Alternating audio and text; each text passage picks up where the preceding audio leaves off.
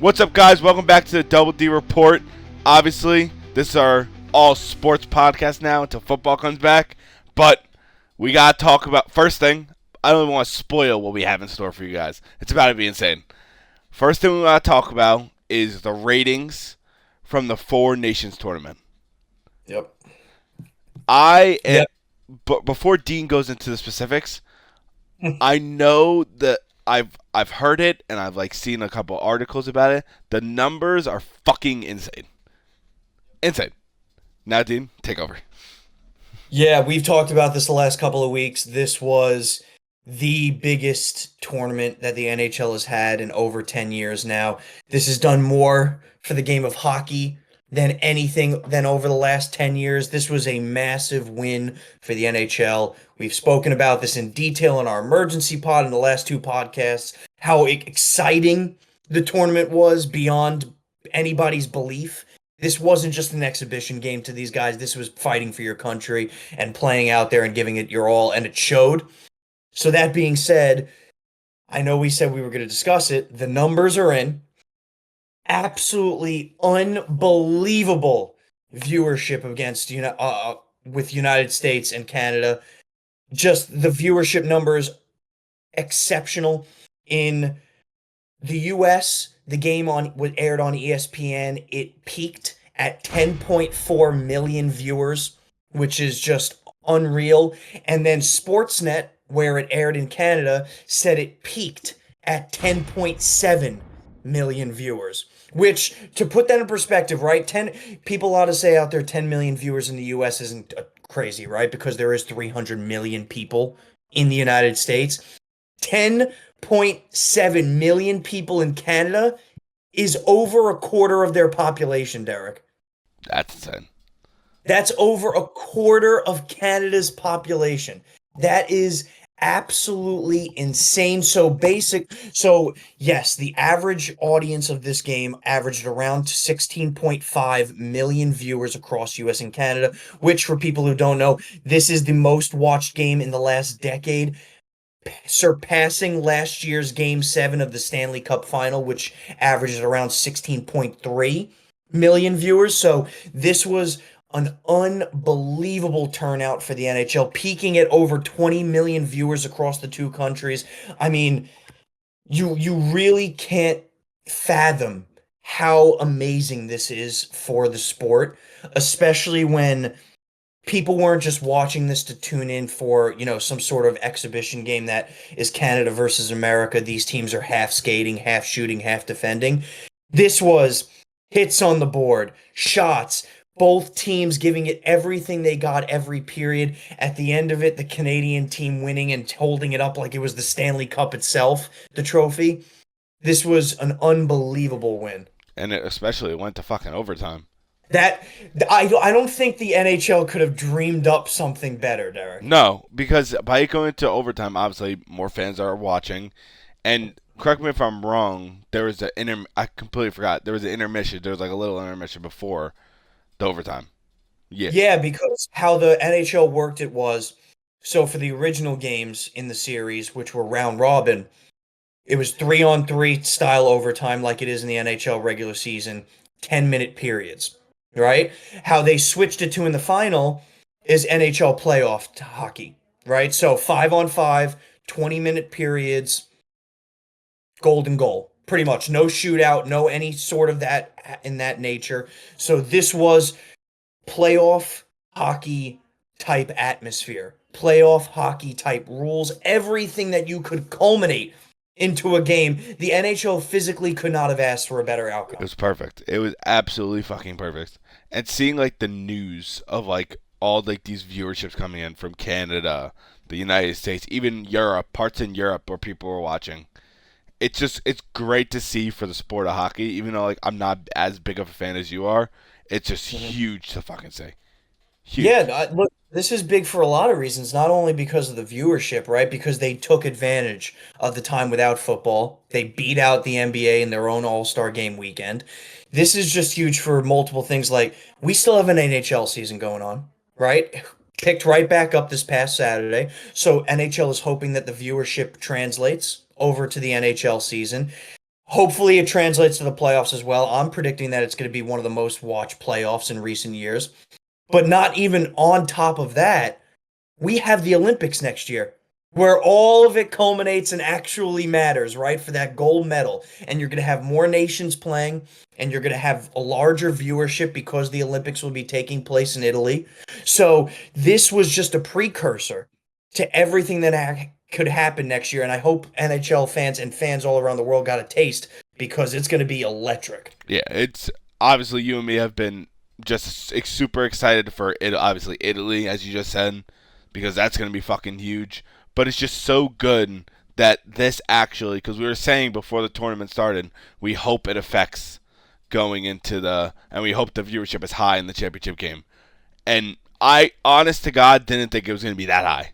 Yeah, peaking at 20 million viewers is tremendous. I mean, just to think in perspective, a quarter of Canada watch this game, right? We all know Canada is the, real leader in hockey as of right now, and they proved it again, which they did. But to have a quarter of the nation watching a quote unquote exhibition game is unbelievable. Not to mention it peaking at over 10 million viewers in the United States, where a lot of people aren't that familiar with hockey, or it's probably number 4 on their list in terms of sports. Just an astronomical win, and it's really great to see for the sport. Now I have a question for you.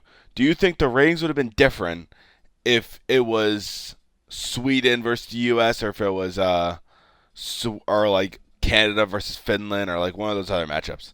So absolutely the ratings would have been different just because of the rivalry factor, right? It's US Canada.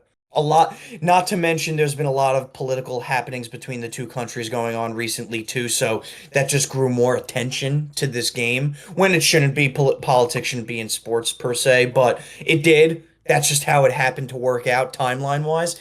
However, I will say if Canada's in the final, I don't think their viewership changes, right? I think they're, no matter what, going to get that 10 million plus viewers, a quarter of their country, because this is Canada's main sport. Mm-hmm. And that's no secret.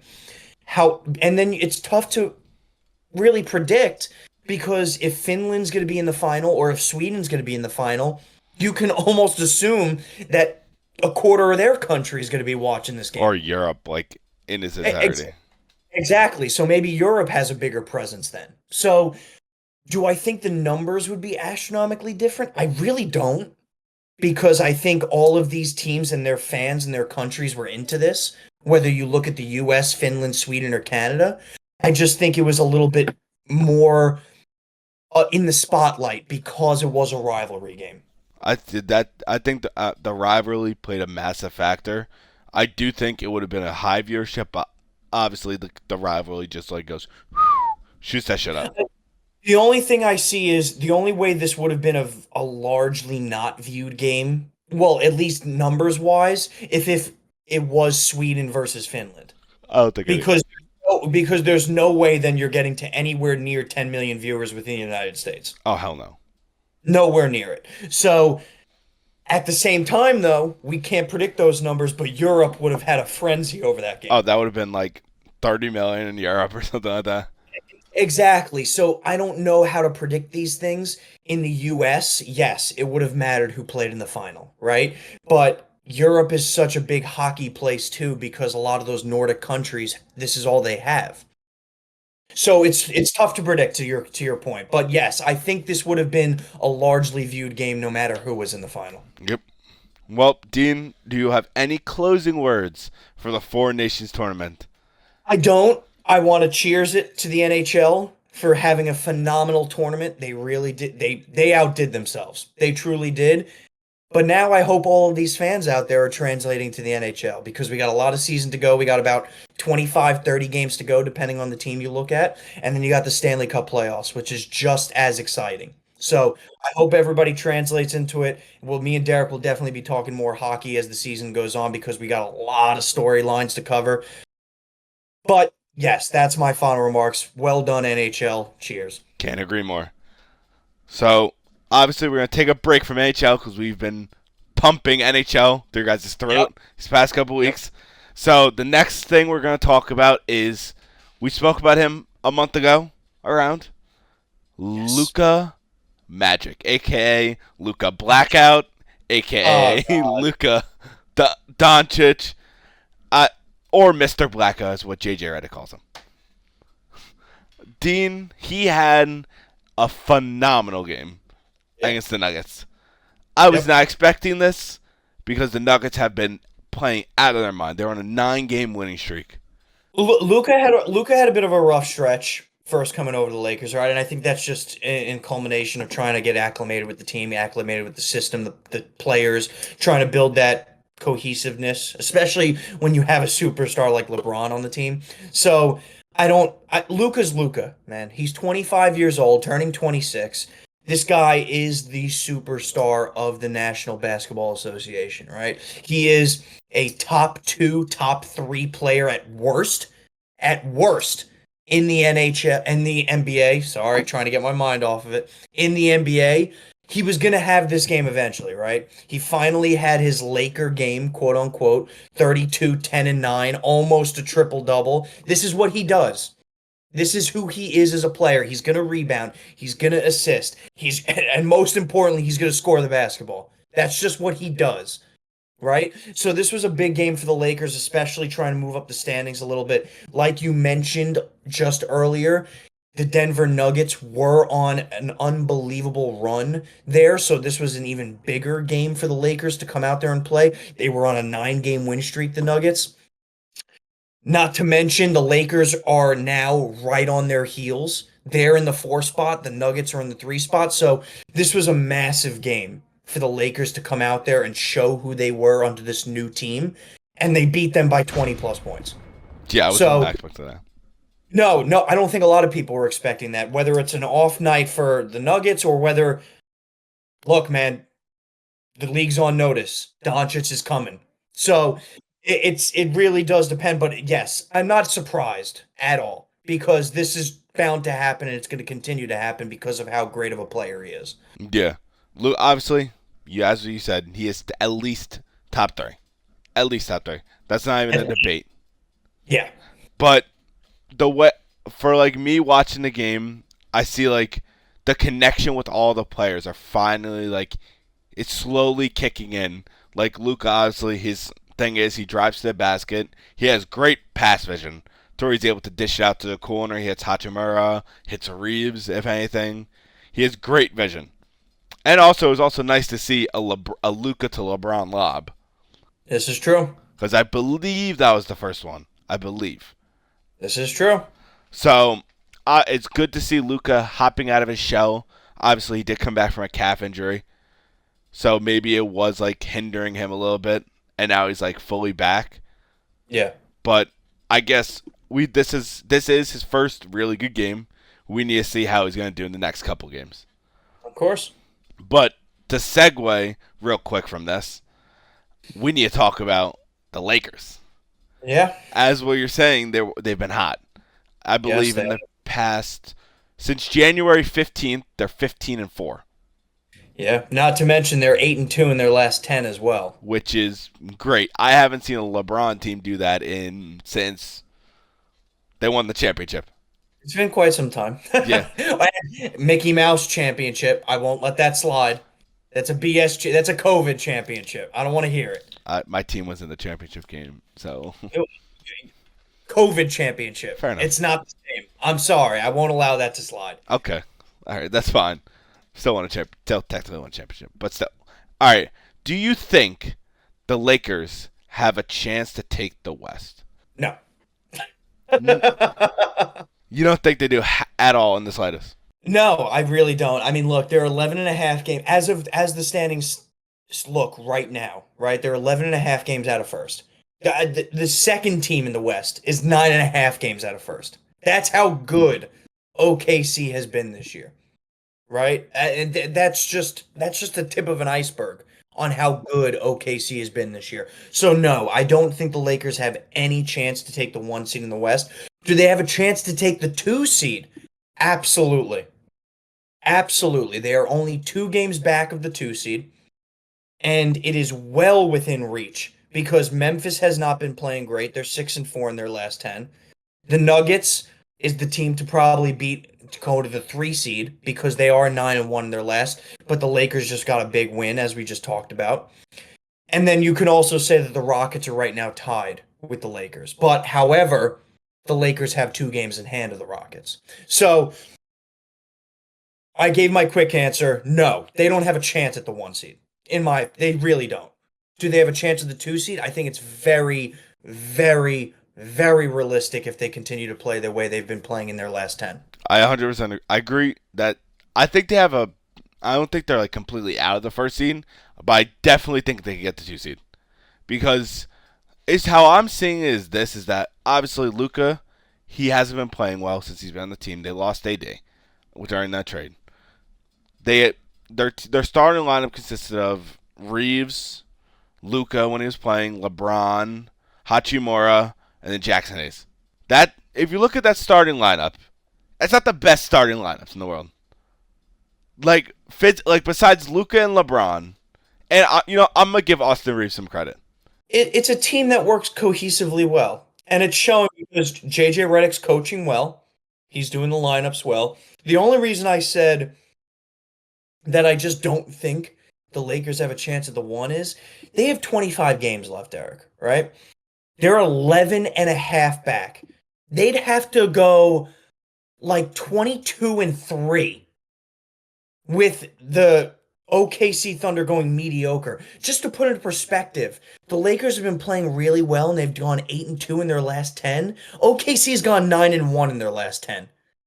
I need to see OKC versus the Lakers. I just don't see with the amount of time left in the season, unless there is an unbelievable collapse that we would have to make an entire video about on OKC's part, or there's a horrific injury to an OKC player like SGA or Jalen Williams. Yeah, I don't see it happening at all. I think honestly, and I don't think this is a bold take at all. I think OKC's pretty much clinched the 1 seed already.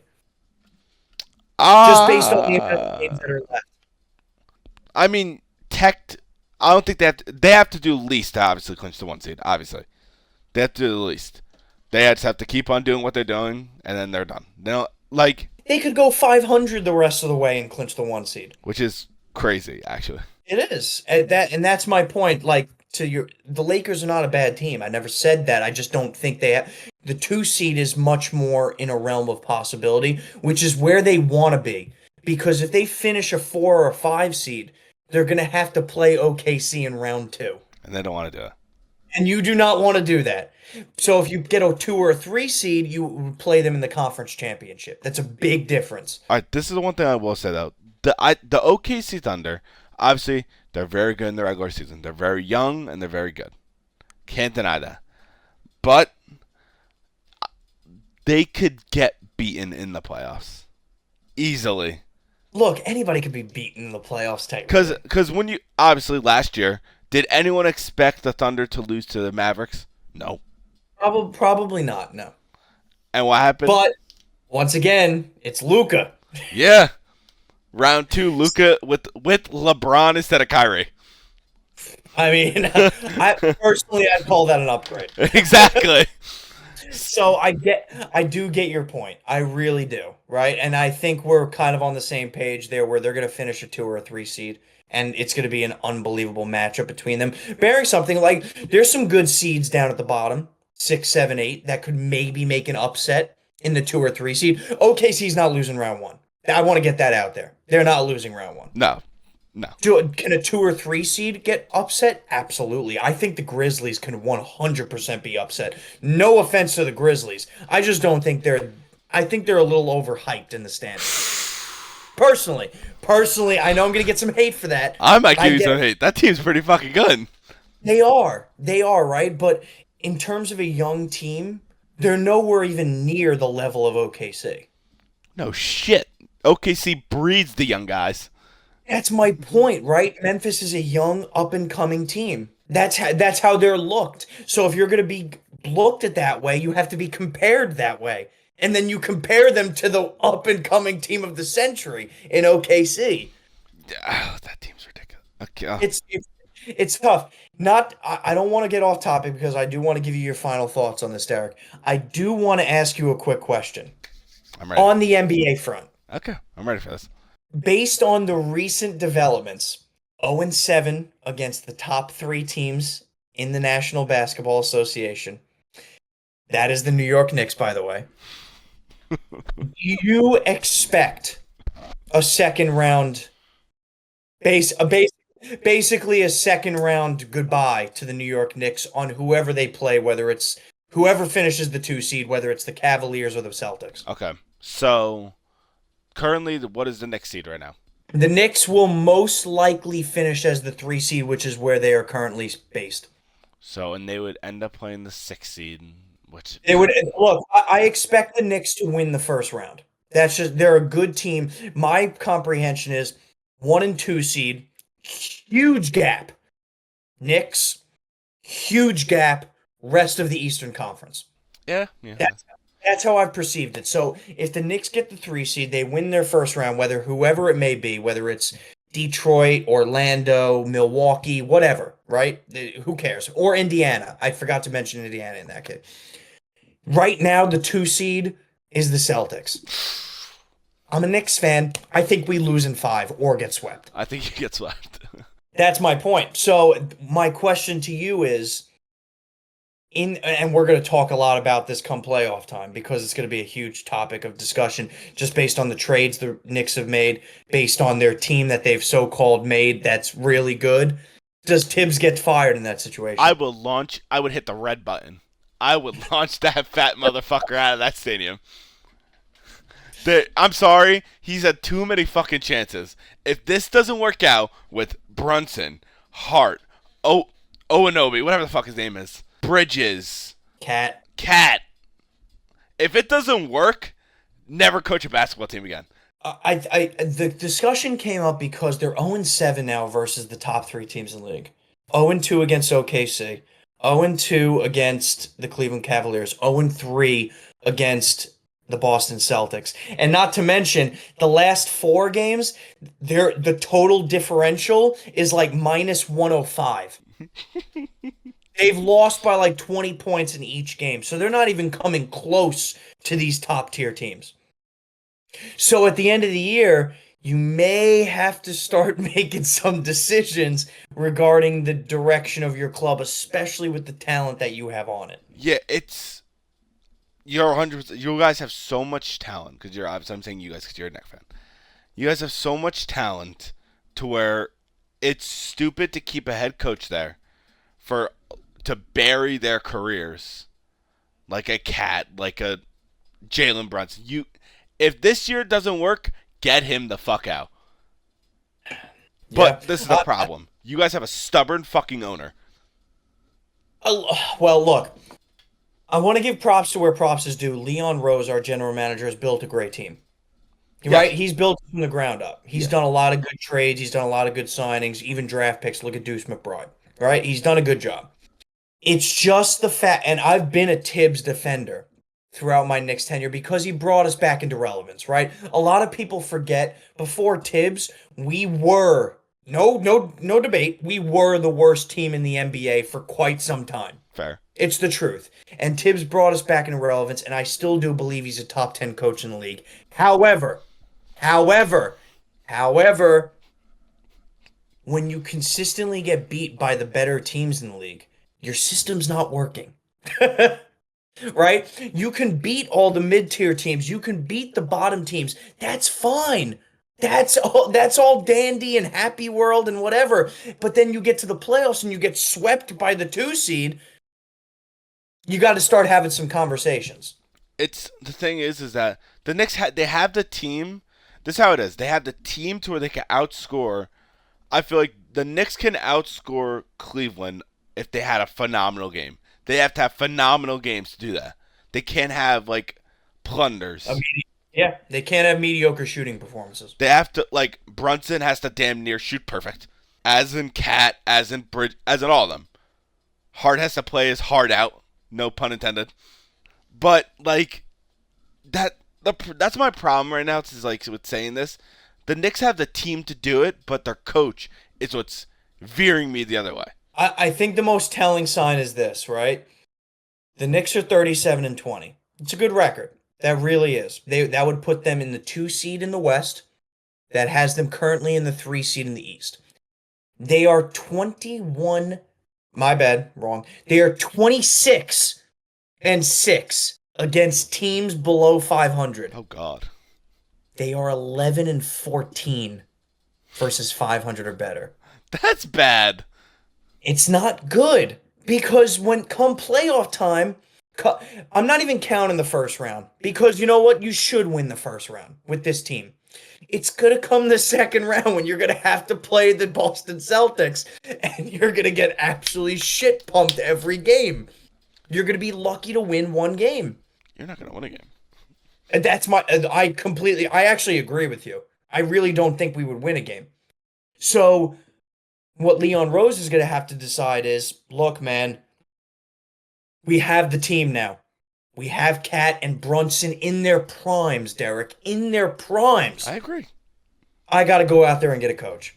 I got to go out there and get a young coach like OKC, like the Boston Celtics, who is with the times, who knows how to do different types of defenses to defend a Boston Celtics-like team, and then go out there and utilize the best portions of our offense, whether it's the pick and roll with Cat, right? Whether it's the hard-nosed drives by OG or Bridges.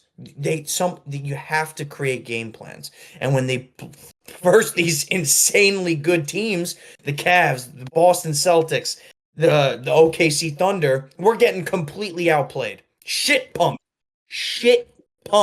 into the ground. And it's like, they're not even close. No, it's not. It's like you're not playing defense. Like these past 2 games, correct me if I'm wrong, you versus the Celtics and you versus the Cavs, correct? Yep. The 1 and the 2 seed, and got smacked in both the games. We lost by, let me pull it up just so I can make sure. We lost by 37 to the Cavs. Oh my God. And I watched the whole game this past Sunday. We lost by 13 to the Celtics, but really it was like a 25-point loss. Because at the end, they pulled their starters, right? Yeah, it was at the end when it was bullshit, whatever, right? So just in those 2 games alone, our point differential was minus 50 plus. That's horrible. That's devastating. No, this all could, their team could just be better. It could not be the coaching. Their team could just be overall better, which is very possible. Yeah, but I think realistically speaking, if you guys verse the Celtics, you're getting swept. Overall. If you verse the Cavs, I think you could win that game. I think you could win. I don't know, because I don't know what this is the difference. Donovan Mitchell is a different player in the regular season than he is in the playoffs.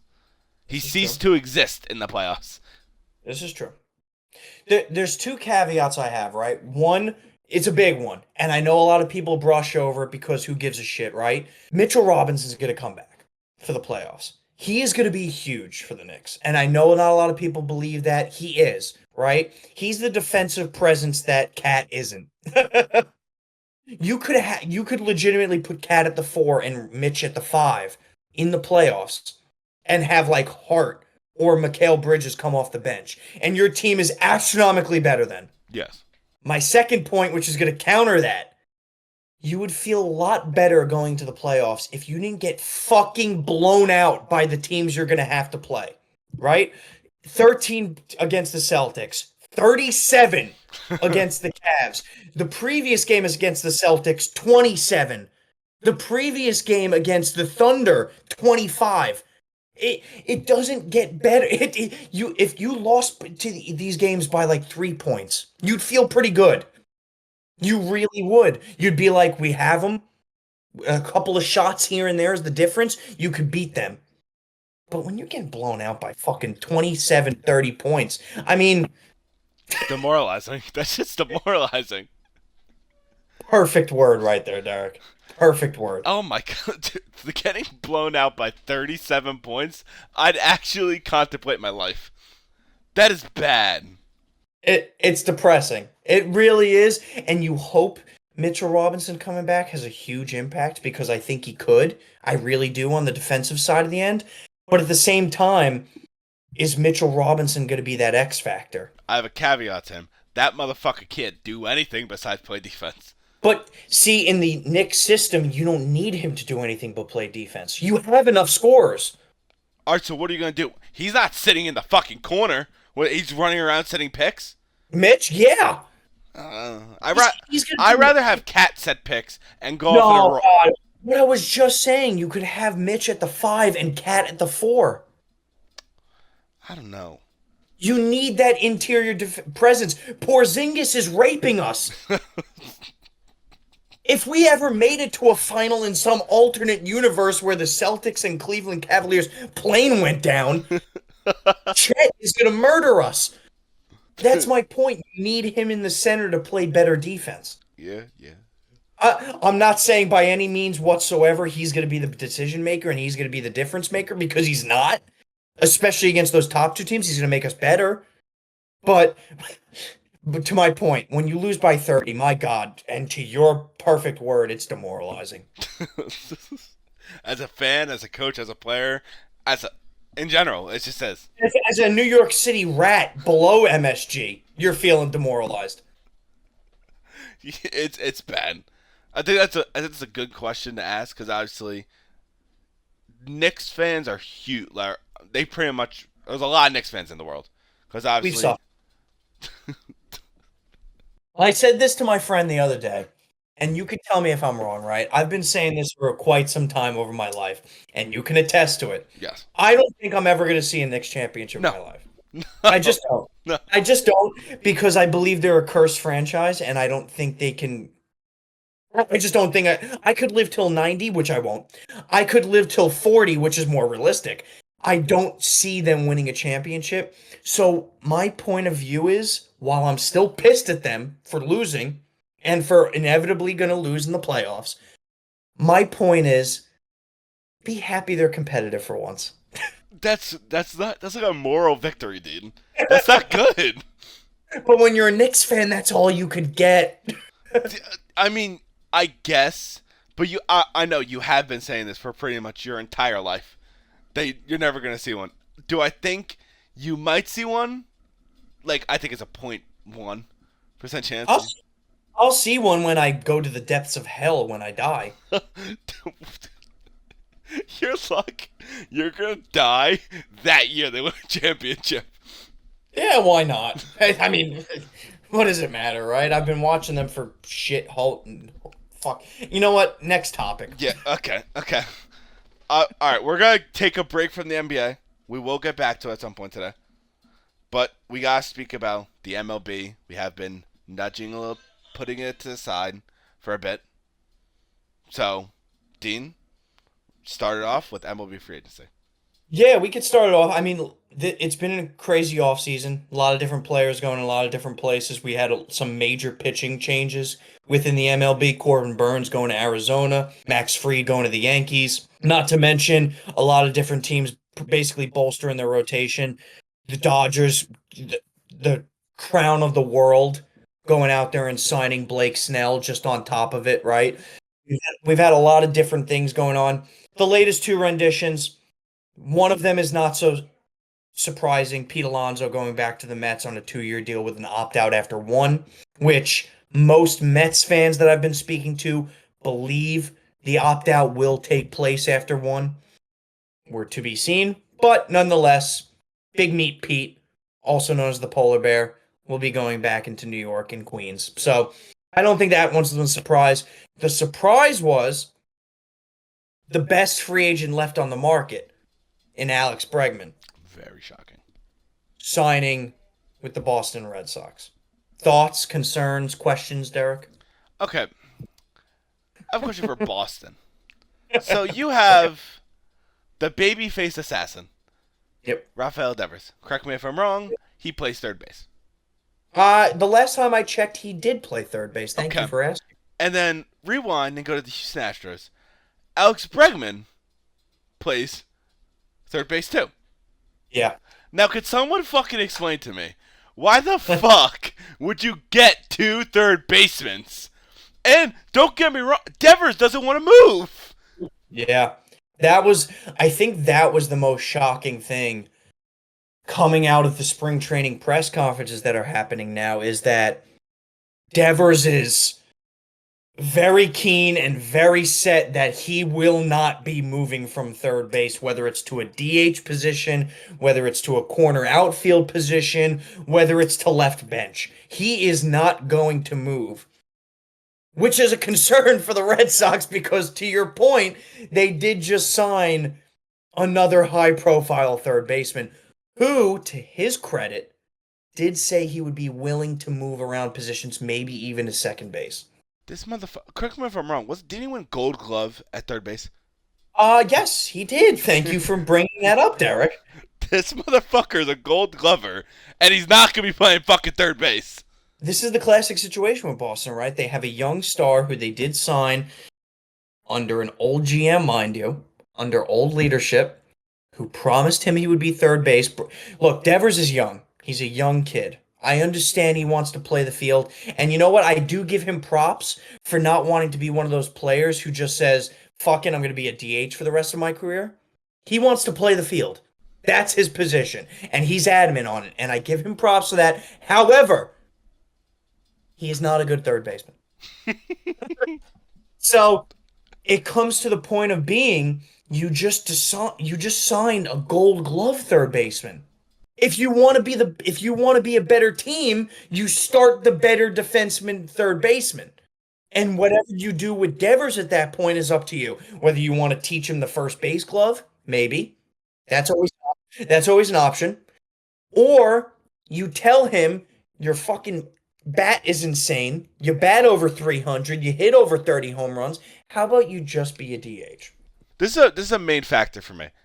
Is it a 4-year contract that Bregman has, or is it a 3-year contract? So Bregman's deal is 3 years, right? So the caveat with Bregman's deal is it's a 3-year, $120 million deal with deferrals, but without the deferrals, it comes out to $40 million a year. However, there are opt-outs within that deal. So if Bregman lights it the fuck up this year, he has a revival of his career, bats 300, 25 plus homers, another Gold Glove, whether it's at second base or third base, he can opt out, go back into free agency, get his 5 or 6 years that he originally wanted. I don't. It's a tough situation for the Red Sox. It's crazy to think if you're a Red Sox fan, this has if I'm a Red Sox fan in my mind, I'm thinking fucking the Vietnam War, I'm seeing helicopters flash past my brain, and I'm seeing Mookie Betts traded, and I'm seeing the same thing happening with Devers soon. All right, let me just say this. If motherfucking Rafael Devers goes to the Dodgers will cease to exist. That stadium will be a fucking crater. It's just an insane thing to me where I get it. I get you want to pamper your all-star because that's what the Red Sox have done. And I give them they didn't do it with Mookie. They traded him away for a bag of beans. Beans is generous. Right? Beans is generous, right? The Yankees have done that with Judge, made him captain. The Mets have done that with Lindor, provided him protection with Juan Soto.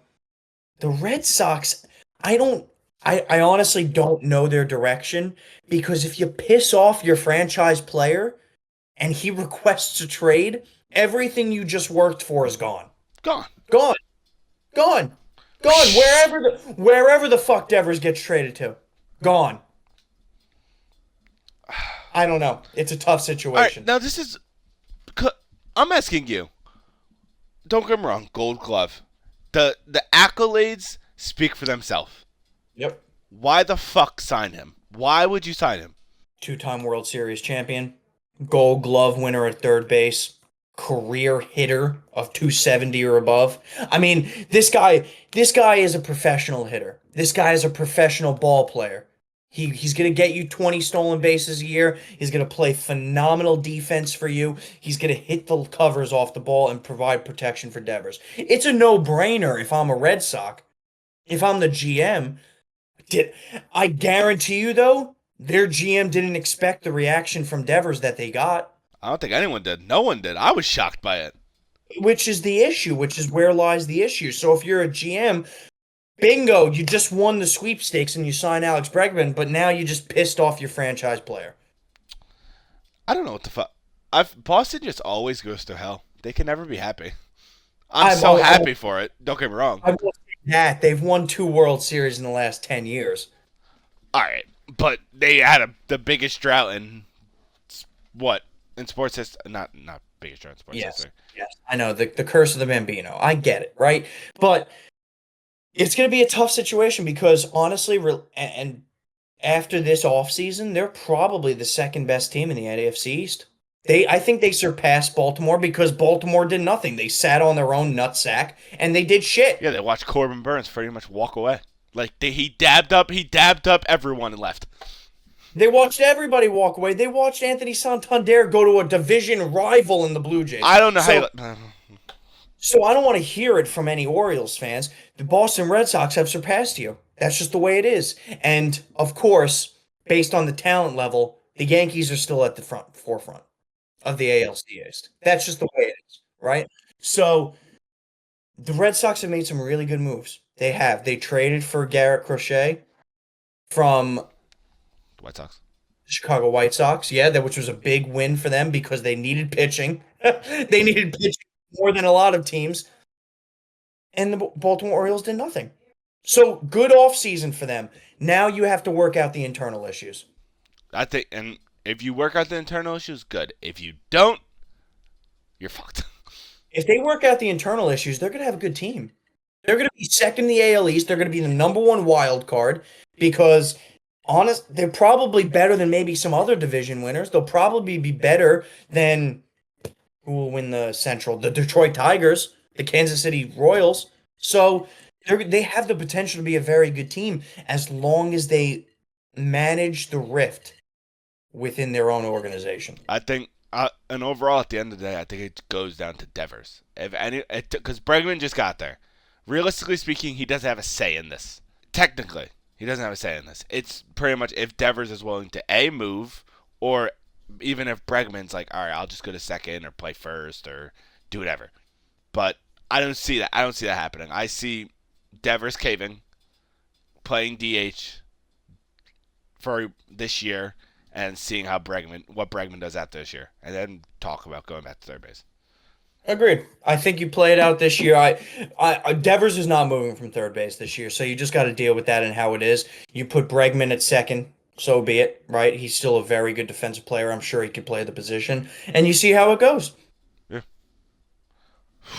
Oh my God.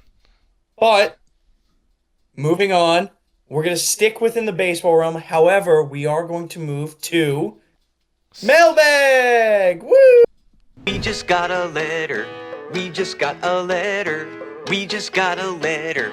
Wonder who it's from. I know we didn't have one last week.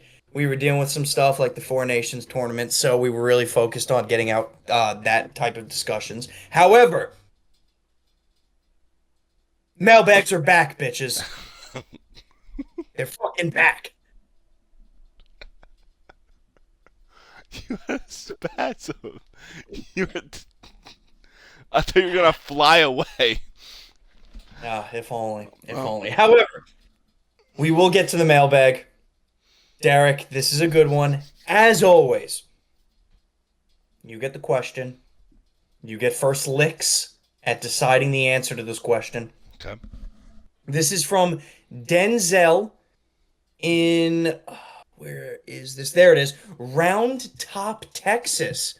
Round Top, Texas. How you doing, Denzel? Welcome to the podcast. Appreciate you sending out the question, big man. Keep them coming, everybody, in the comments. YouTube, Instagram, TikTok, whatever it may be. Me and Derek always look at them. However, Derek, gonna get right into it. Are you ready? Yes. All right, Denzel, here's your question. In your guys' opinion, spring training has been going a little crazy, and they've been trying out new things. One being the balls and strikes technology that the MLB is testing out for the following years. They've been using this technology in the minor leagues over the past couple of seasons, but they're implementing it in spring training to hopefully have it ready for the 2026 or 2027 MLB season. How do you think it's gone? Should the MLB implement this in the following seasons, regular season and postseason?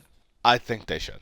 The reason why I think they should is obviously nowadays with all this new technology, everything's just getting all electronic nowadays.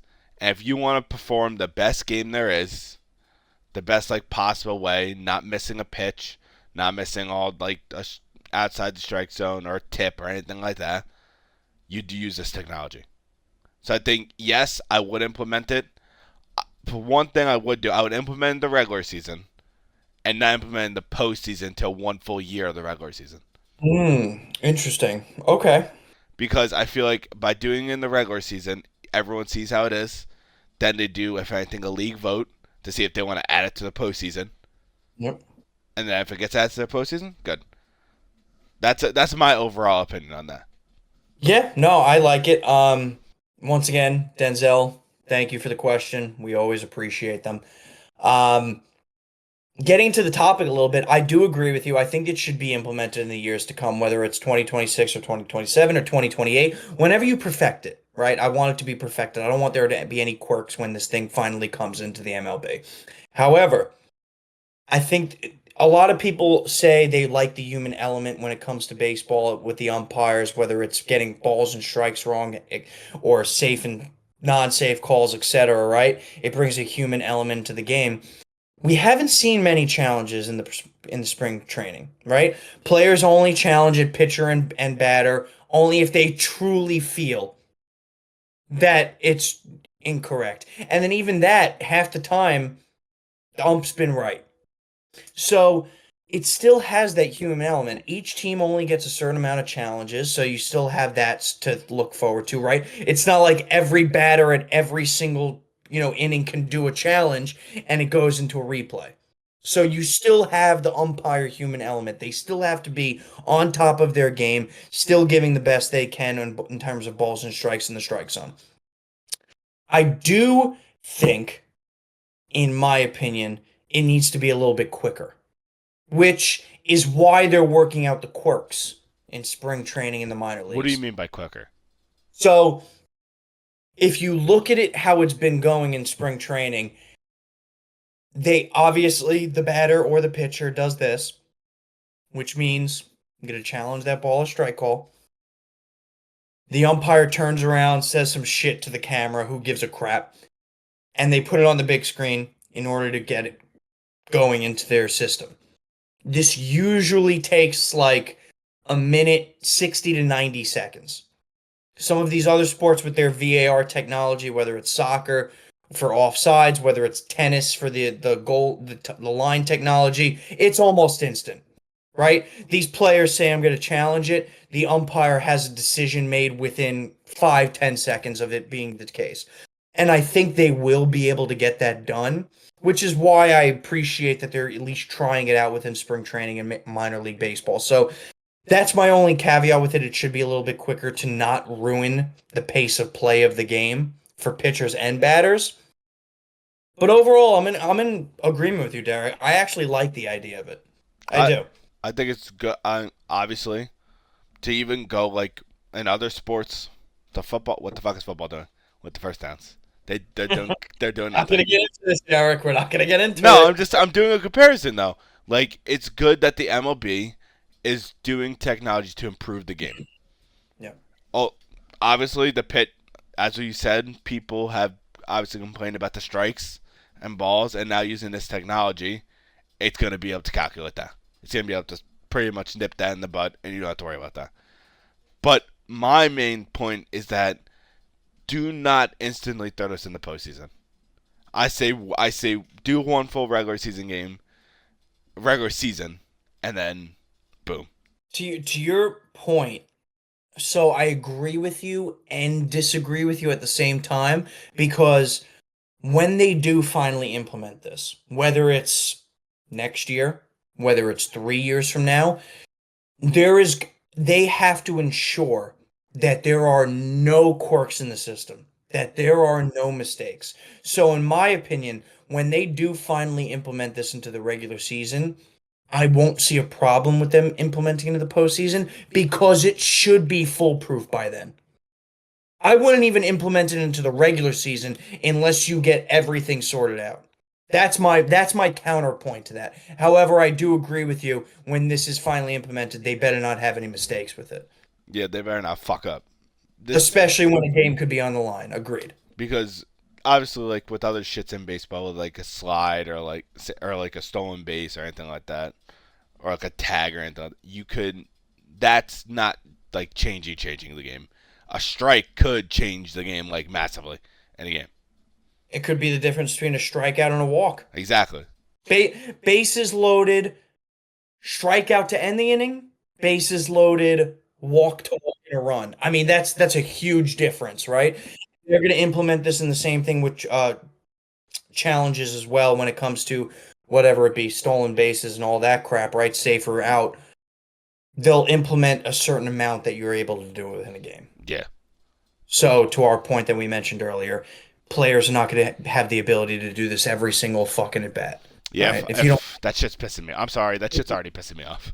yeah, if you don't like a call, go fuck yourself. Right? You have you have three of these per game. Use them wisely. Yeah. Yeah. I better not see fucking Pete Alonso do this shit like 3 fucking times. Yeah, big meat, Peter. All right, but I think it's good that this is even happening. Great question, Denzel. Yes, thank you, Denzel.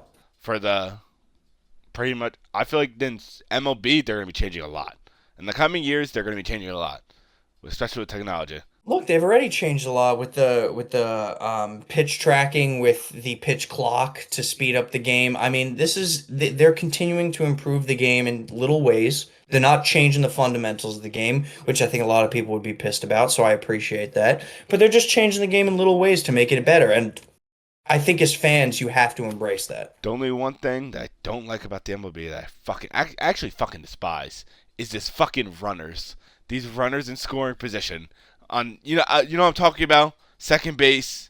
Oh, for the extra innings rules. Yeah. That shit gets me heated. Yeah, look, thank God they don't do it in the postseason. Be grateful of that. I know. Oh my god. Didn't they have it for in the? They had it for one postseason, correct? They never They've had. never had.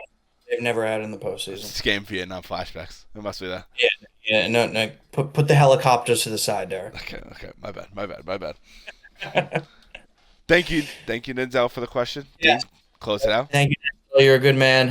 Appreciate the question as always. Keep them coming, everybody. TikTok, YouTube, Instagram. Me and Derek watch all the comments, whether it's negative or positive towards us. I've seen all the comments that have been negative over the last few weeks. Everybody who comments negative towards me, go fuck yourself. Everybody who comments negative towards Derek, we love you. Keep them coming. They're awesome.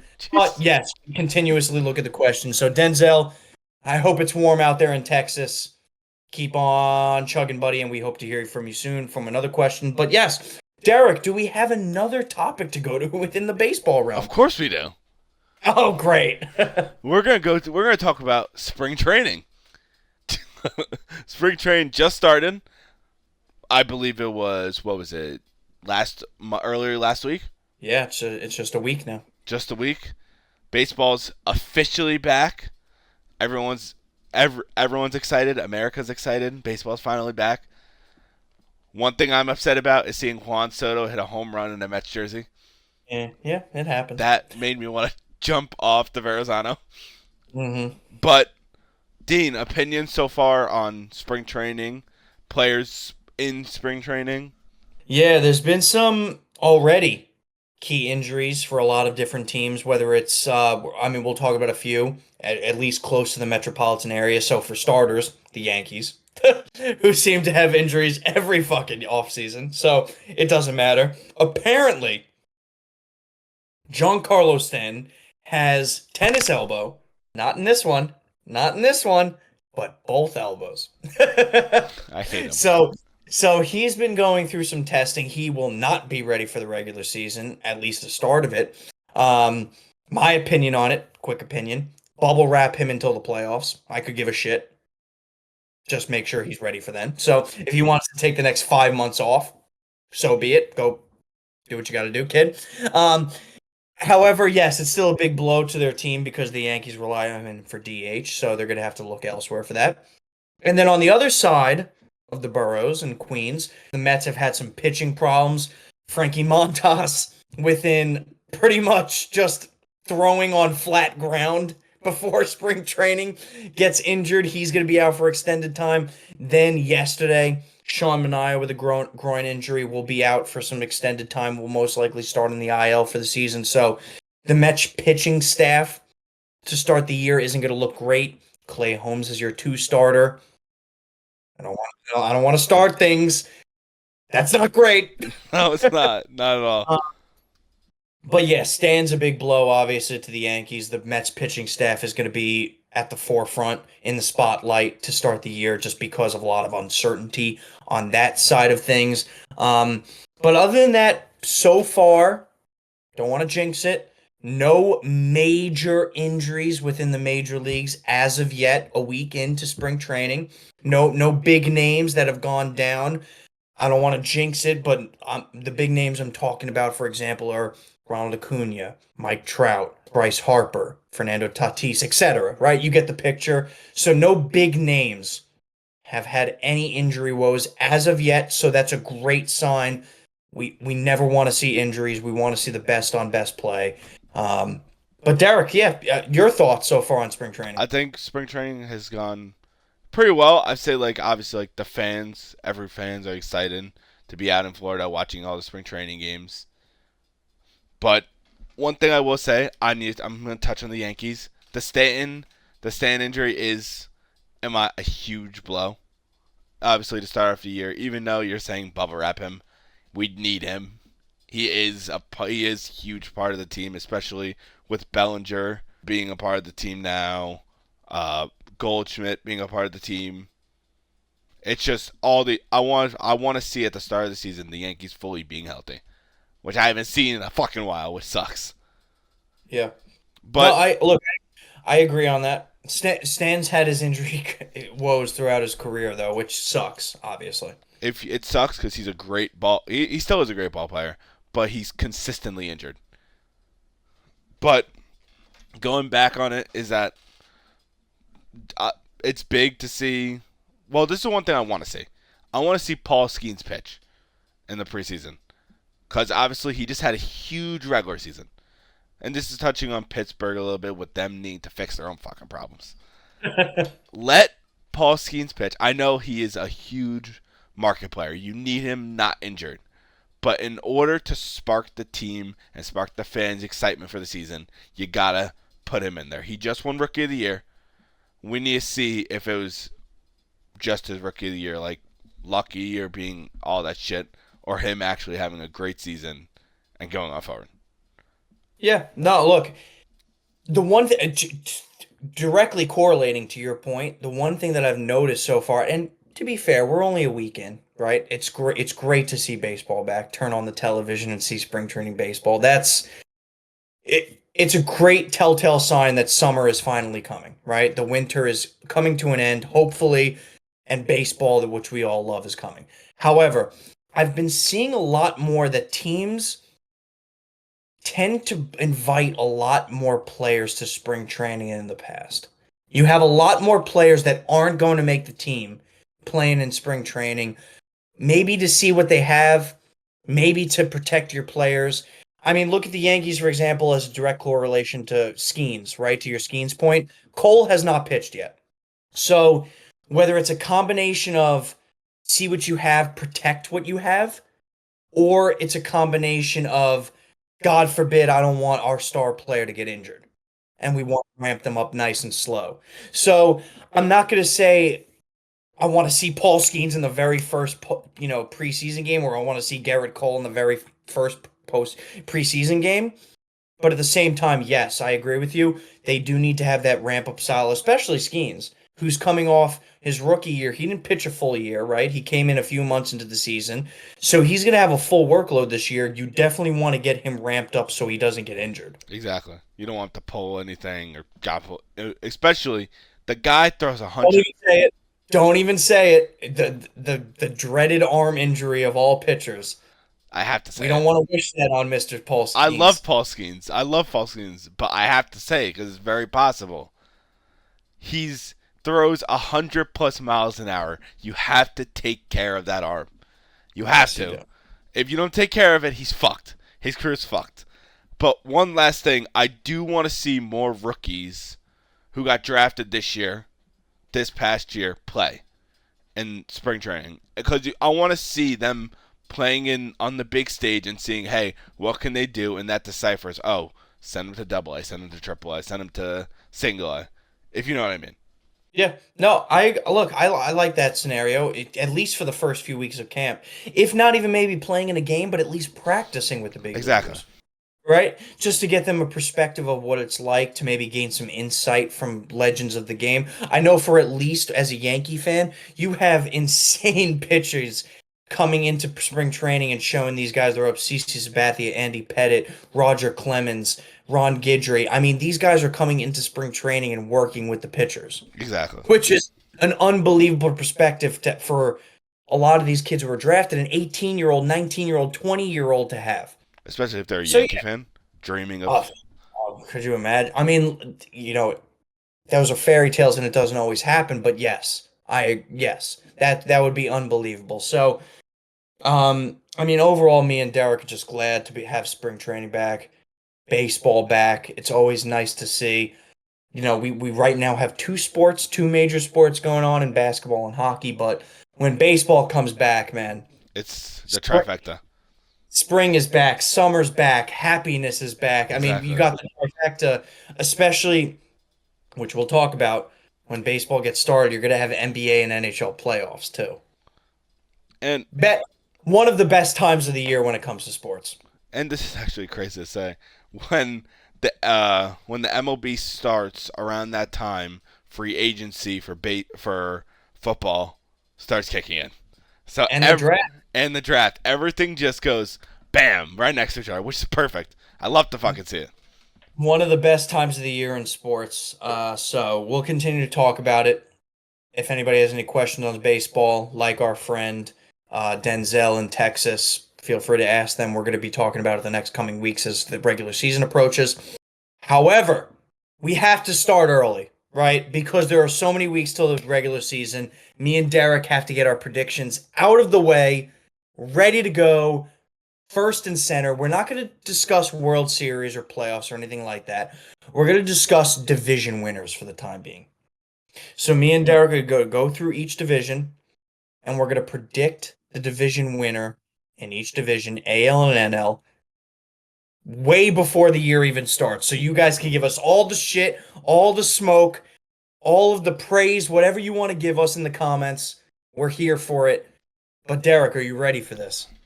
Very fast. Let's go. Are you prepared for this, Derek? No, I'm kidding. Okay. I'm kidding. I'm kidding. I'm kidding. All right. So we're going to start off. We're going to go division by division. I think that's the only fair point here. I think the division that we both should start off is obviously the division that we're both fans of, which is the Yankees division, which is the AL East. Derek, AL East, who do you have winning the division? Yankees.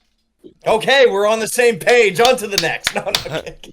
I'm kidding. I mean, look, great. Obviously, we're both fans of the Yankees, so we have a little bit of bias here. However, I would say just based on the off seasons that all the teams had in our division, I think we're still the front runner. Yes.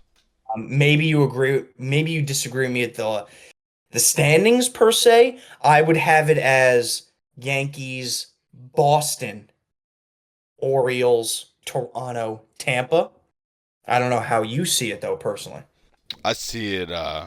Yankees, Orioles, Boston, Toronto, Tampa. So you have the Orioles still in second. Yeah, I still think that their team is still, even with losing Corbin Burns and losing Santander, I think they still are the number 2 seed. Okay. Look, no denying, Orioles have a lot of talent, a lot of young talent on that team.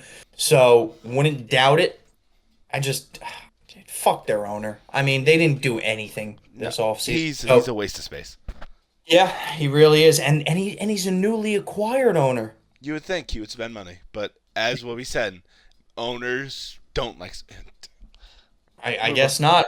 Right? It takes a certain owner. We're not going to get into the Pittsburgh Pirates, but however, we're going to move on. Yeah, move on, move on. Okay, so we're going to go to the AL Central, which last year had not one, not two, but three playoff teams. You got the Cleveland Guardians, the Kansas City Royals, the Detroit Tigers, the Twins, and the White Sox. Derek, first, who do you have winning the division? Second, how do you see the division playing out? That's tough. That division is so tough. It's because, all right, I'm gonna go. I think Kansas City's gonna win. Okay. I think with their young stars on their team and obviously the older veterans on their team, I think they're gonna win that division. I think it's gonna go that Kansas City, Cleveland, Detroit, and the White Sox. Twins, White Sox. Twins, White Sox. Yeah. The last two are just like they could be mishmash. I mean, yeah, I think we're in a consensus there where the White Sox will be maybe the worst team in NMLB history this year. However, Yeah, they should be disbanded. Well. I'm going to disagree with you. Wow. Already. I'm gonna go bold with my division winner this one. God. I'm gonna go with the Detroit Tigers. I respect it. So I do agree with you. Kansas City is a young team. They up and came last year. They had a very good year. They didn't get first. Cleveland got first. But Kansas City is only going to improve. At the same time, I think we got that surprise factor with the Tigers last year where we didn't really expect them to do all that. They got better in the offseason. They signed some key free agency pieces to really piece together their roster. Nothing major, but they went out there and got a few players. Number one being Gleyber Torres, who, look, he may not be a great defensive player because he's not. He's horrific. But he does have a good bat, right? So he's definitely going to add something to that lineup. Not to mention, you do have the best pitcher in the major leagues and the reigning AL Cy Young in Tarik Skubal. So I do think the Tigers are going to win the division. That's going to be my bold pick here. I do think the Kansas City Royals will finish second, still make the playoffs. I think the Cleveland Guardians will finish third, teetering on the playoff line. We can discuss playoffs at another time. And then, yeah, Twins, White Sox getting relegated for maybe Manchester United.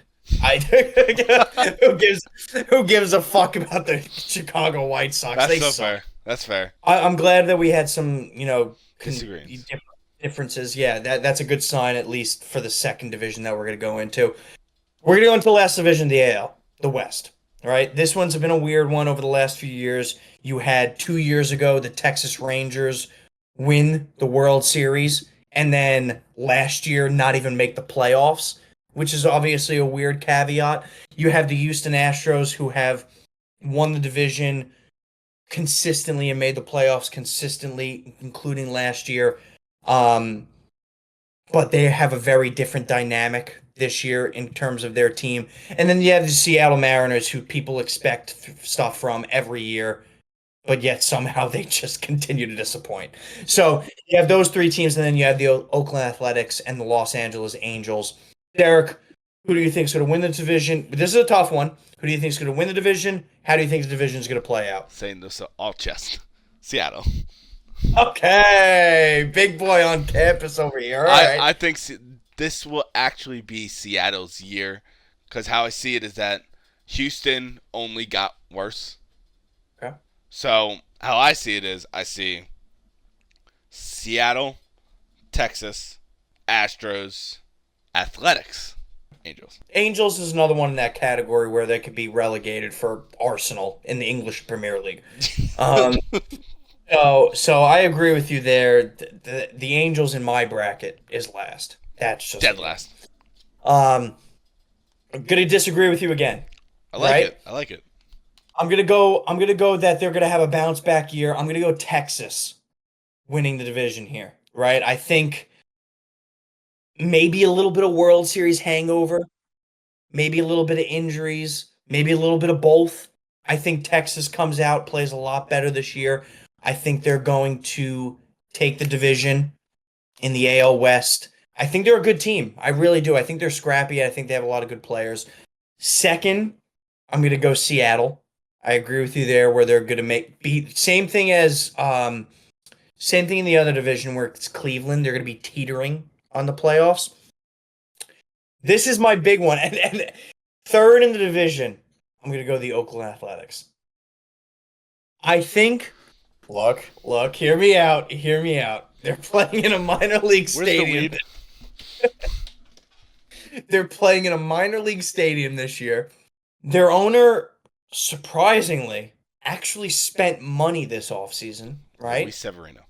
A couple of other places. Look, whether it's the right places to spend money is debatable. We could debate on this for a while. But he did spend money. Fair. That is fair. You cannot say that about some other teams. Yes.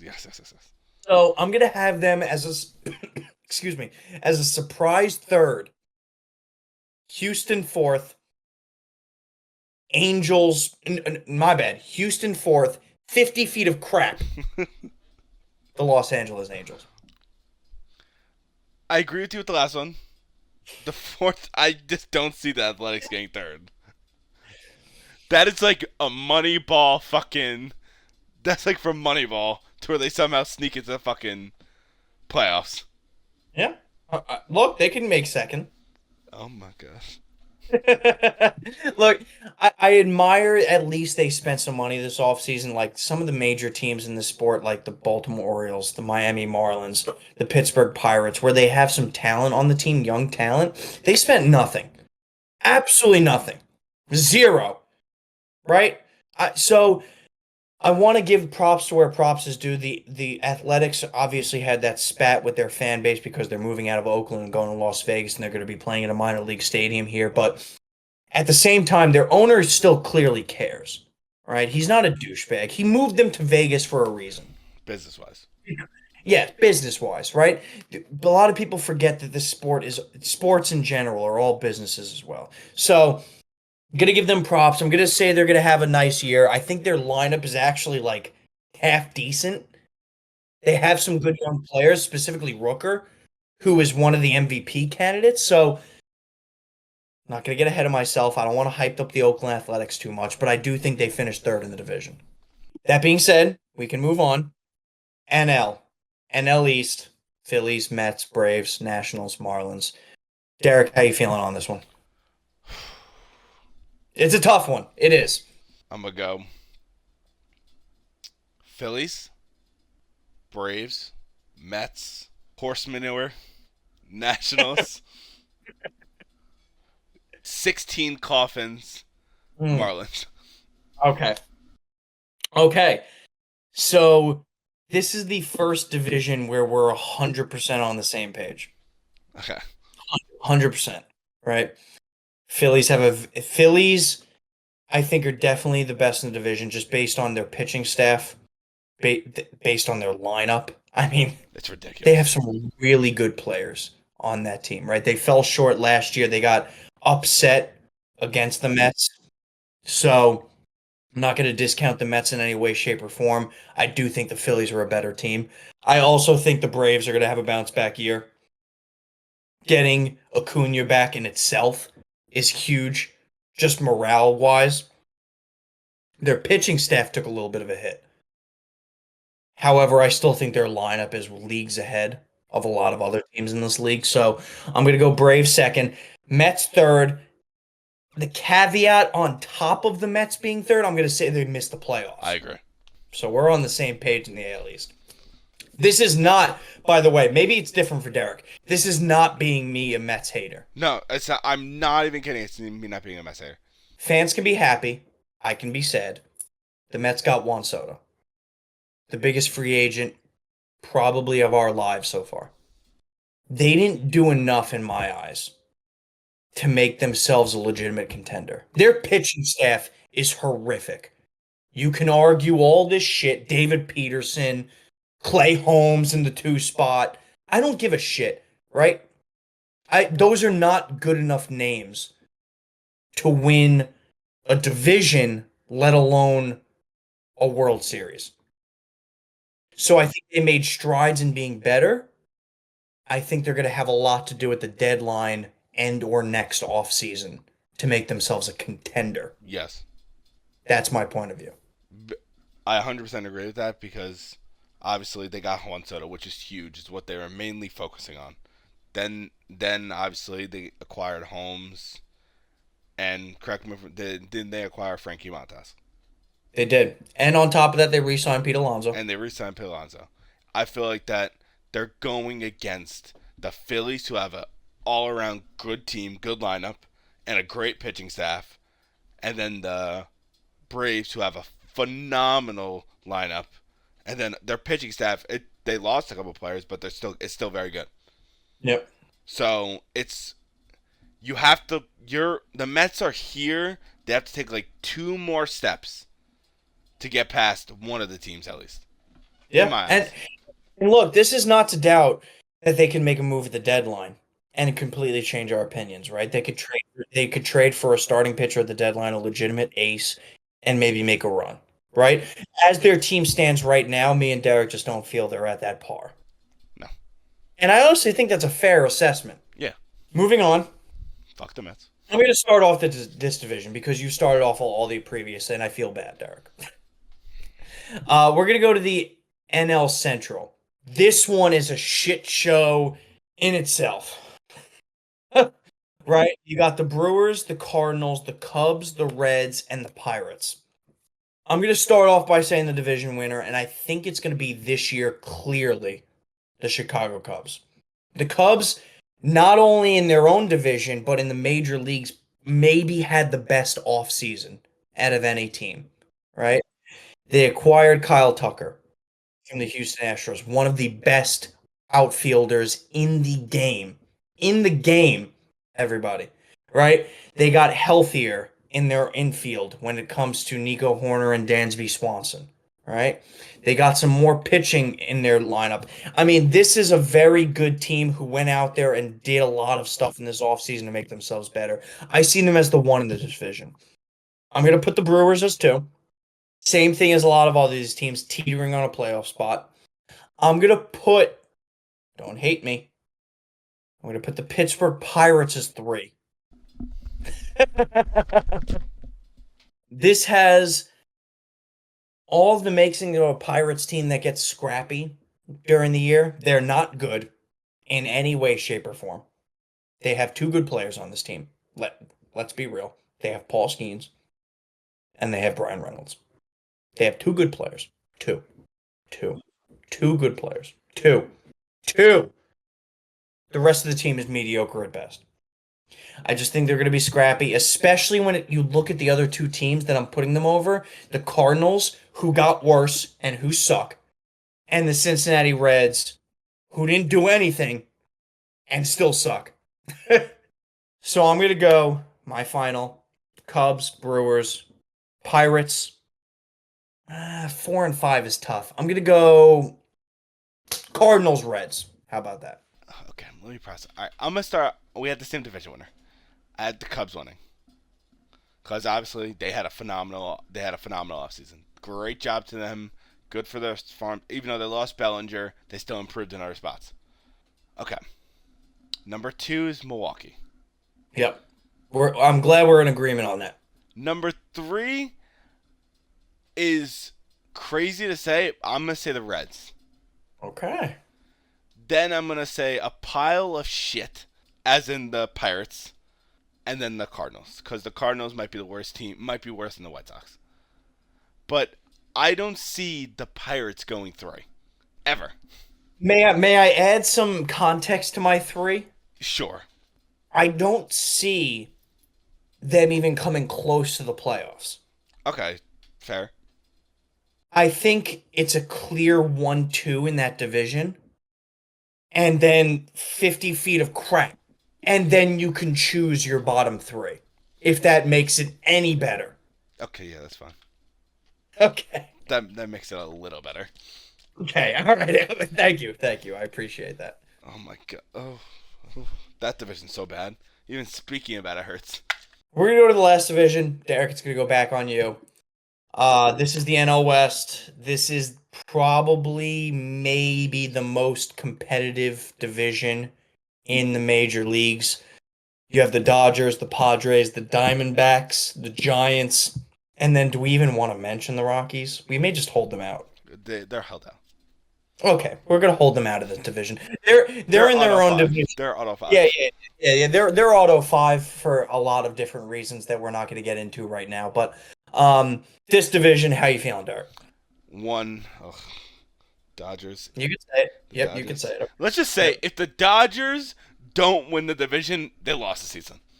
Or their plane crashed on the way to an East Coast game. Yeah. That. Yeah. I'm gonna go to the next team. I'm gonna go bold. I'd say I'm gonna go Padres. Then San Francisco. Then Diamondbacks, you have 4. Yeah. Wow.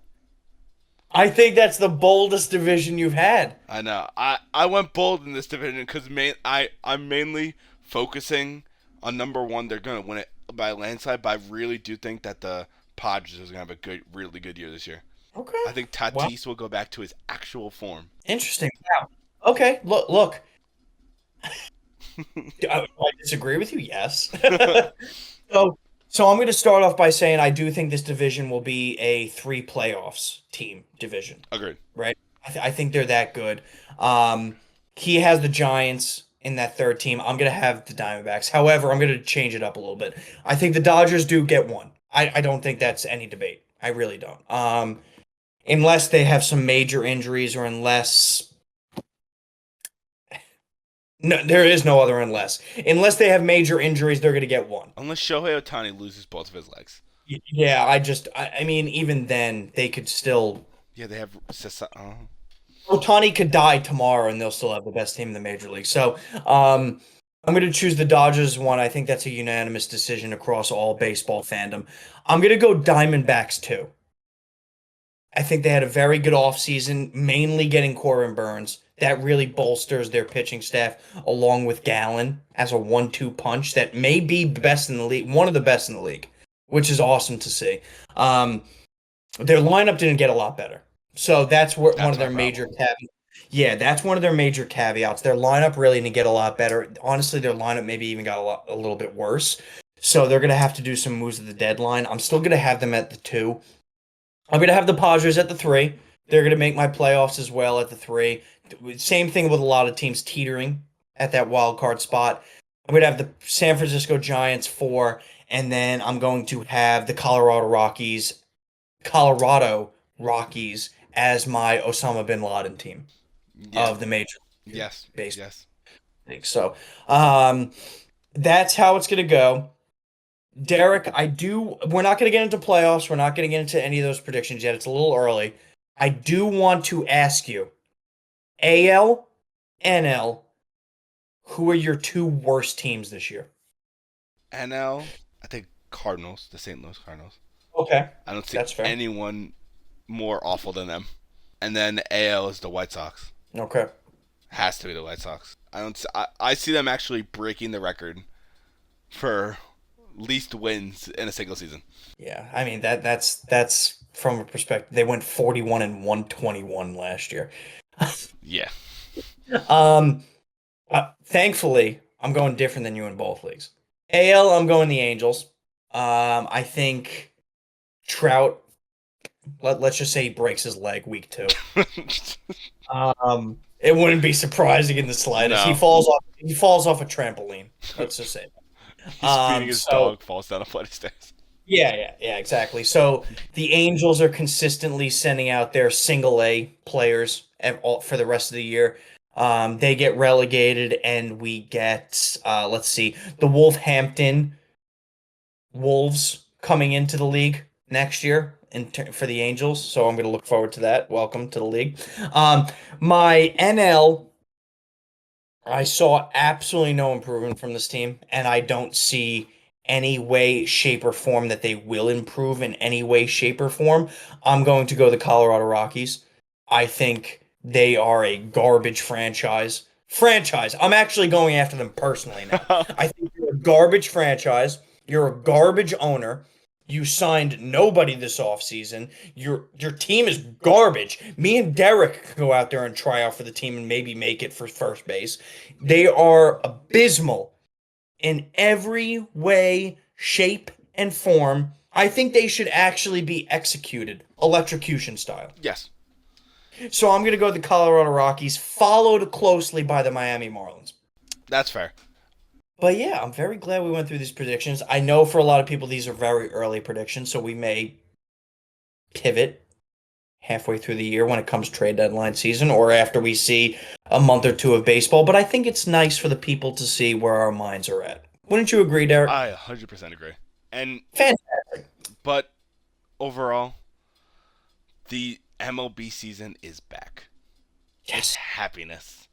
Yes. I think you and me both growing up watching baseball, that was our sport with the Yankees in the pretty much prime time. It was prime time Yankees. Happiness, the sadness. I don't even want to talk about it anymore. But one last little topic I want to talk about baseball. I just want your quick opinion on this, real quick. Okay. There was a 20-minute press conference. I believe it was yesterday or the day before, involving our favorite team, the New York Yankees. It's involving the facial hair. Yep. Real quick, Dean, speak on this, and then we'll move on. I just want to know your opinion on this. Yeah, I think this is well overdue. It's a nice tradition to have, right? The Yankees are the MLB team that is seen as a little taste of the past, almost, right? Where they have a lot of respect, a lot of tradition, a lot of doing things the old school way. However, you haven't won a World Series in 16 years. Go fuck yourself. So you change shit, right? They included players from the past, current, whatever it may be to implement this new beard change rule. I completely agree with it, right? That's probably the most outdated out of all their policies, right? And especially in today's age where a lot of these players have longer hair, whether they have facial hair, mustaches, goatees, sideburns, whatever the case may be. If you play good, you should be able to assert yourself however you want. I do like the caveat where they said well groomed, right? I don't want to see a Jason Worth on my team on the Phillies where he literally looks like he's wet and he took a shower every at bat. That's not something I want to see. Yeah. At the same time as I still want to separate us from the Boston Red Sox, who are traditionally in my opinion, a dirty team where their beards are just disheveled and their hair is just all over the place. I don't want to see that either. So I like the well-groomed policy. I do completely agree with them bringing in facial hair back into the policy. I think the bigger change here, Derek, is they implemented a change yesterday that after losses, they will no longer be playing New York, New York by Sinatra. Which, thank the heavens, because I don't want to be leaving the stadium in a playoff game after you just lost the World Series hearing New York, New York blasting in the background. Right? That'll send me into a spiral and I'll jump in front of the D train. Yeah, that's fair. So I appreciate that they're changing the little things. I do want to give props to Hal Steinbrenner, who at least is making these little changes. So it's nice to hear. Yes. And this is one thing I find it very funny because Devin Williams, he's a massive beard guy. He just got acquired from the trade, and he was very upset that he had to shave his beard. Yep. I don't know if he did it already. If he did do it, that's tragic. He'll grow it back, don't worry. But I think it's obviously good. It's going to be cool to see, actually, if Judge grows out a beard. So, one of the things that I've heard, at least, I've heard from a couple of beat writers that Judge is still going to shave. Okay. He said he kind of wants to. He just kind of Likes it. look, and I respect that from the captain, right? You still want to have those old traditions. It's going to be nice to see maybe Garrett Cole grows his aura back from the Houston Astros days, right? Maybe Austin Wells grows that fucking man beard that he has in the offseason. Right? So, as long as it's clean shaven, as long as everybody's not looking like a fucking pig or a slob, I don't really give a shit what you have on your face. I really don't care. Go out there and fucking play baseball and win games. That's what I care about. I 100% agree. And I'm a fan that the Yankees also see it the same way now. I'm also purely saying this because seeing Stephen A. complain about this today, I believe it was today, was fucking hilarious. Absolutely Um, hilarious. I don't want to talk about it. Stephen A's a moron. Yeah, he's not the sharpest tool in the shed. Stephen A doesn't watch baseball. Stephen A doesn't watch hockey. Stephen A doesn't even watch football, and he talks on all three, and he's a complete idiot on all three. He's even an idiot sometimes on basketball. Oh, I 100% agree, but he's fucking But we're not going to hilarious. get into this because you know what? Who knows? Maybe one day we'll have Stephen A on the podcast with us. If Steven on this podcast, that'd be fucking hilarious. I would love to have Stephen on this podcast, ask him some questions. Oh, me too. Obviously, one of the dream guests having the podcast. Oh, let's not get dream guest. Fuck off. All right, you never know. My dream guest is Selena Gomez. Oh, shut the fuck up, Dean. Get it out of your head. It's not happening. This is true. This is a sports podcast. My sports podcast dream guest, Derek Jeter. That's a really good one. Or Eli Manning. Both of them would be phenomenal on this podcast. I think Eli Manning on this podcast, you could, because obviously he's in he does his broadcasting, so he's used to doing that shit. I think it would be entertaining to do it with him. Same with Jeter. Jeter does Fox Sports now. Yeah. I would love to ask them some questions just based on fandom or just moderations of the game and how they've been. But that's a question for another day. We're gonna have more than 43 subscribers moving forward. So people, subscribe. Come on. All right. So after all those sports segments, exciting sports segments, we have to conclude the podcast, unfortunately. And we gotta go to Dean's favorite segment. Dean? Yep. Give me a second. Let me take a quick sippy sip.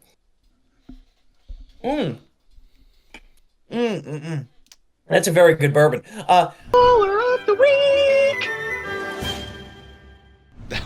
It just cut out we. It's like a fucking robot. It was good. Okay, thank you. I appreciate that. As I mentioned to people previously, I will start to try to get my voice deeper, like baller of the week, some shit like that. Obviously better than that, but yeah. So I have been designated to start this week because Derek likes men. I retract that statement. I will. So I'm going to keep it in the sports realm. It's more. It's a player and a league as a whole. So the overarching ball of the week I'm going to do is the MLS. The MLS just restarted their season this past week. Every single team had their first game, so I want to give a lot of props to the MLS for coming back into play here, coming back into fruition. We had a lot of really good games. Did want to give props to all those teams that are within the MLS. I mean, this is obviously has been getting bigger and bigger throughout the United States over the last few years. Soccer and MLS has been a major part of that, not to mention my quote-unquote co-ball of the week, which is Lionel Messi, who has brought the MLS even into a bigger fold for the United States because he is one of the greatest players to ever play the game, and he came to Miami, which has made MLS so much more bigger for U.S. soccer, which is a massive thing, and just in terms of trying to get them up to speed with the rest of the world. But that being said, the MLS season has started. We have a couple of teams within first place who got their win. First and foremost, Columbus, Philadelphia, Atlanta, and Cincinnati. So I wanted to congratulate them.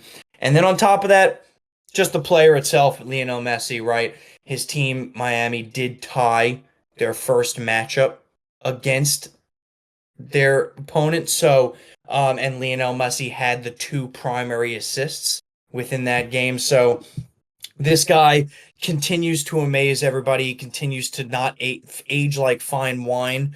He's still got a lot left in the tank. And I'm looking forward to watching him for the rest of the season. It's a very good ball of the week. I am a massive Lionel Messi fan. Obviously, Lionel Messi over Ronaldo any day of the week. But that could be a different topic for down the road. But I'm going to go to my ball of the week. I'm going to stay in the sports realm. I'm not going to do a player. I'm going to do a pretty much ownership in a way.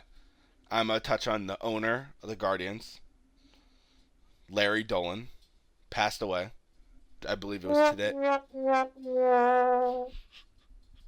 Y'all still going to hell.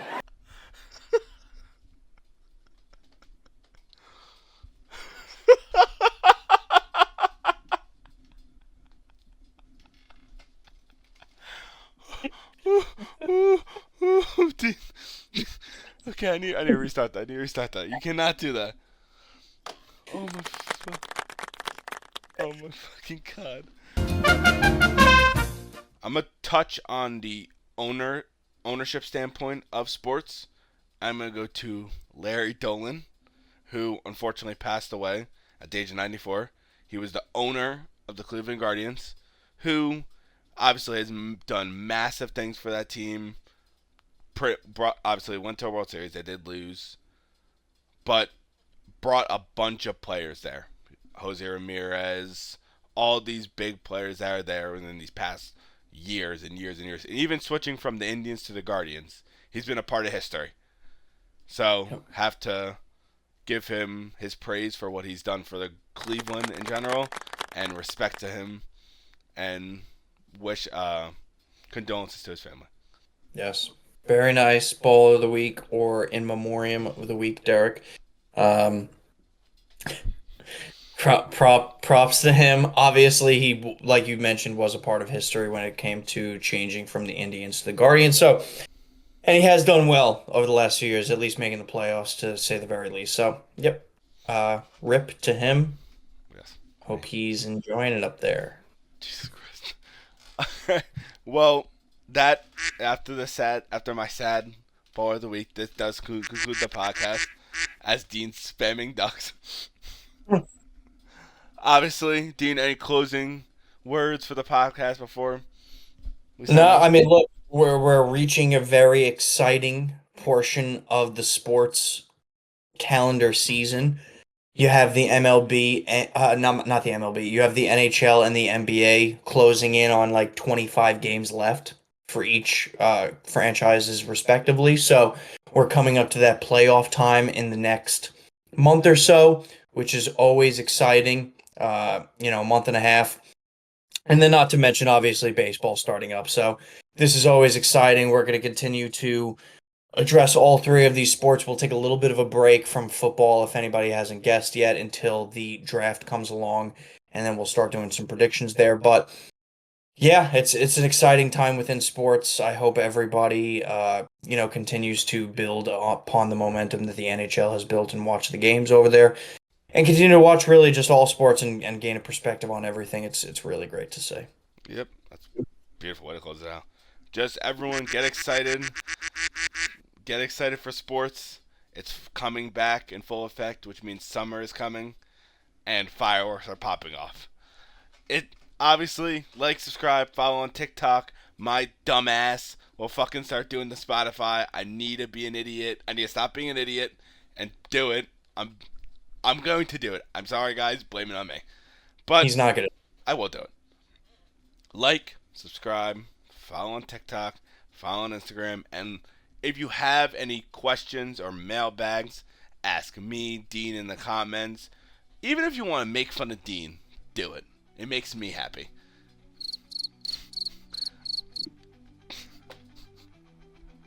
I can't take you seriously. Alright. Everyone, have a good one. Peace.